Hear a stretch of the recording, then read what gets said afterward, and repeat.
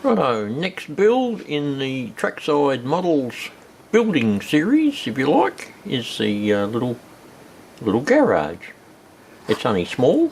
It's only 47mm by 67mm by 40mm high, which isn't real big. It's only a couple inches wide and about 2.5 inches long and 1 3/4 high. So it's only a little baby, but it still has the potential to be quite an interesting little building, of course. So here's all our little bits. And what I'll do with this one is paint up all the little bits before I even knock them out of their little backing. Get a start on the paint, I think, and then reinforce them on the back so they don't all warp when we put them all together. So that's next. We'll get all the paints out and get stuck into it. Right, I've got a bit of initial paint on the pieces. The sides are generally a grey colour, like it's clad with like Trim Deck High 10 or something to that effect, in same shape as container steel on the sides, and with a red galvanised iron roof. Red roofs are pretty common in Australia. So we'll put that on there with a bit of rust happening, the door, and similar idea on the ends. Get a bit of grey happening and brownish sort of a colour on there with the timber on up the top. So that's just a basis for the colour. We'll keep trimming it up as we go.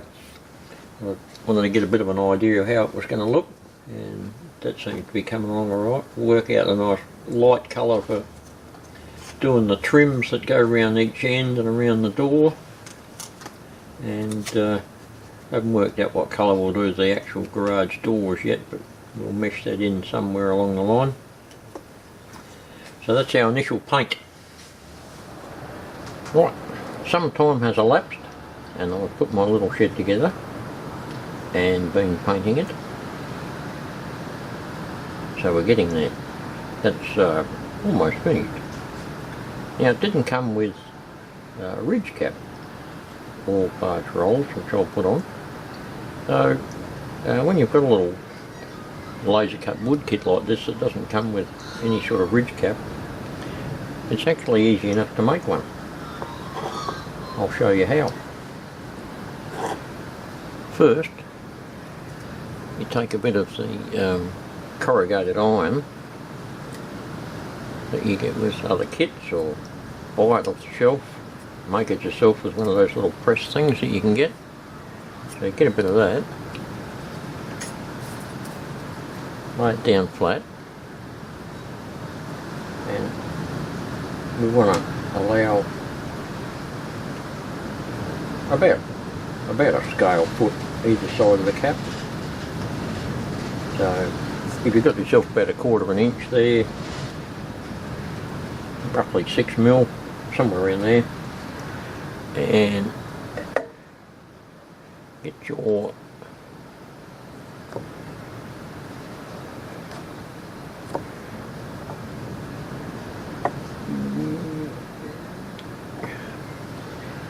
sharp craft knife and a little straight edge,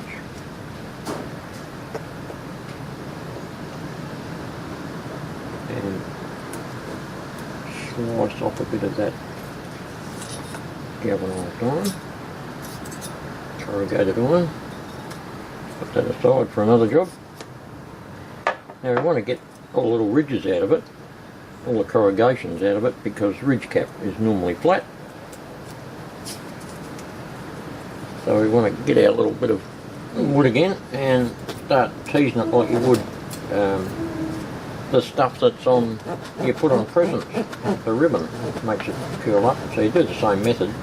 So you're going to flatten all those corrugations out of it, do it a bit one side and turn it over and continue on like that for several passes. Right, so we've flattened it out pretty well, and now we want to get a little straight edge again and put it down basically about halfway across it, of course, so that it's roughly even on both sides. It doesn't have to be an exacting science, because most of these structures that we build are pretty rough and ready looking anyway. So just get my little signal box levers out of the way there. So we've got our little bit of stuff holding it down, and get the back of the knife and start getting under that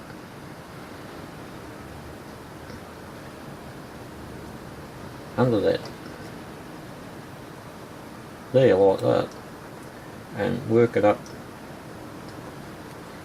towards your straight edge while you're holding that down very firmly so it doesn't go anywhere, and you just roll that up there like that, up against the wood. Keep working it up until it's got a nice bend in it, and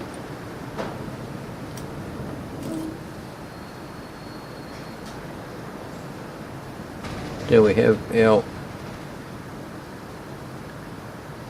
bit of ridge cap that we can then put on a little building like that. Glue it on like I have done there. Once its glue's dry, you can paint it up to suit. Tip of the day.